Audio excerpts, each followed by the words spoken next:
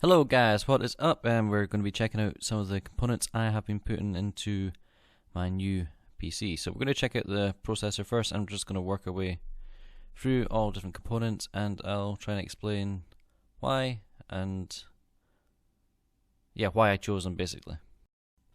We're going to be checking out this i7 now. So this is the i7 700K. I always get tongue twisted on that. I chose this as also VR ready, so if I want to get the Oculus Rift or whatever, I am able to do that. And I chose this because I wanted kind of a high-end system, and I could have went for the i5, which would have been good enough for a gaming PC, but I wanted to do some rendering and stuff like that, so I went for the i7, thinking it's a good CPU to have installed if you want to do multitasking things with your computer. So, we are going to be checking out what is inside the box. Basically, I just put my CPU shield I got off the motherboard there, and basically that little package there, it protects the CPU. Mine's just rattling around in the box. I'll just demonstrate that now for you. But all was fine with the CPU when I opened it, and it's working perfectly. So, next on the agenda of items that we are showing you today, we are showing you... Take your time. Wait for it. The Maximus Code. Chose this motherboard basically because it's kind of mid-range, just one step down from the ultimate, fancy things. Basically, it's got a lot of USBs at the back, USB 3s and USB 2s, and all connectivity. Very good. Right, this is the power supply. I went for the Corsair HX850i. It's got a self-test button. It's all component based, so basically it's modular.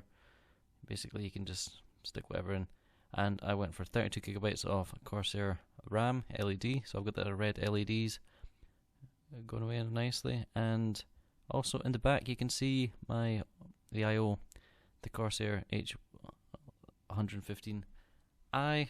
Very good cooling system if you're new to water cooling. So basically what I'm going to show you now, I'm going to show you the full build, and we'll talk over more of my decisions. So you can see all the LEDs, the motherboard LEDs, the Corsair 115i LED, and of course the red LEDs from the RAM, and my 2GB AMD graphics card that I'm powering just now because I don't have a actual graphics card. So the actual case I'm using, if you don't know already, I'm using the Phanteks Pro full tower case, so that provides you with a lot of space and good cable management options.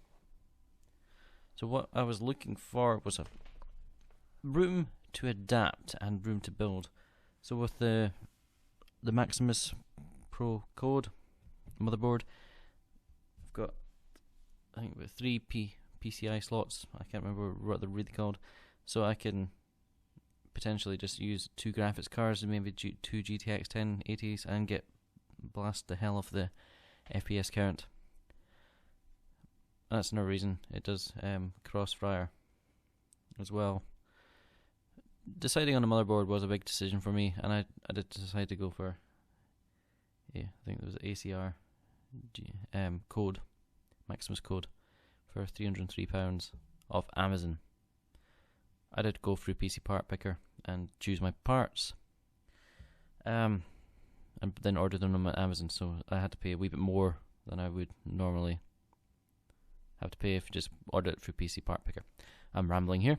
Right, and decisions on the power supply. I went for 850 watt because my system requirements on PC Part Picker were saying I was going to be needing about 400 watts, so I just doubled it, because you don't want to build a PC and just give it the maximum number of watts that you that you require. So if I built a PC for 400 watts and bought a 400 watt power supply, that does not really give you a lot of room to adapt, and you would be having to change the power supply more often. So I'm also taking, and this is also taking account that I'm 850 watt power supply. I am not powering my graphics card with the power supply yet, so I'm probably generating between, I don't know, maybe 100, 200 watts. I have no idea, but I'm nowhere near the 400 watt capacity that I've been signed on for yet. So the only reason I would upgrade the power supply is if I just do decide to go and get two GTX 1080s or whatever and power them both. It does recommend 1000 watts or more if you're doing Crossfire. But other than that, the fan on the power supply does not spin unless it's under load. So when I initially tested it, it was like it wasn't working. Oh god, the fan spins, but nothing. I tried to plug something in, didn't work. I was petrified that I bought a faulty power supply, but I stuck with it. I didn't hand it back. I just stuck with it and once my motherboard came, plugged it all in, everything powered on. It was a big risk for me to take. Building in stages is not the best decision I have made. And next time I build a PC, I am going to be ordering all the parts, and I'm going to film it all. The reason I didn't film me building this PC, there is hundreds of videos of people building PCs, and you don't want to watch me on my first try building a PC because I was like, oh my god, am I doing this right? But yeah, it all worked first time. I could probably do with maybe cable management issues and stuff like that, but apart from that, everything is fine. So what we talked about, the power supply, the motherboard, the RAM. So many gaming PCs use, well, the recommended is like 16 gigabytes, even though many games even don't bother using 8 gigs of RAM, but you also want to double that as well, I believe. But I went for 32 gigabytes of RAM because I'm going to be rendering stuff, and I just want a hell of a lot of RAM. And my plan for the future is to double that, so to get 64 gigabytes of RAM at some point in the future. I might go for the red and blue LEDs, I'm not sure, or I might just go for all red LEDs because you cannot change the RGB on that. I also want to put RGB around the window panel as well.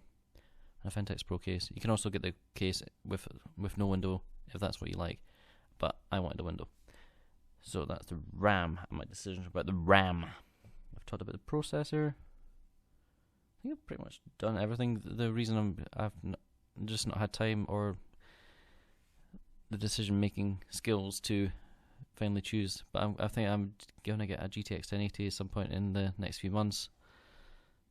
Also, price wise, I'm looking at about £500 to £800 for spending on a graphics card, because no expense spared. I mean, I think the whole system itself has cost me about £2,000 just now. Over all the stuff, the AIO, I don't think I mentioned that. It's got RGB. You can control it from the Corsair app. You need to go onto the Corsair website, download the driver for that.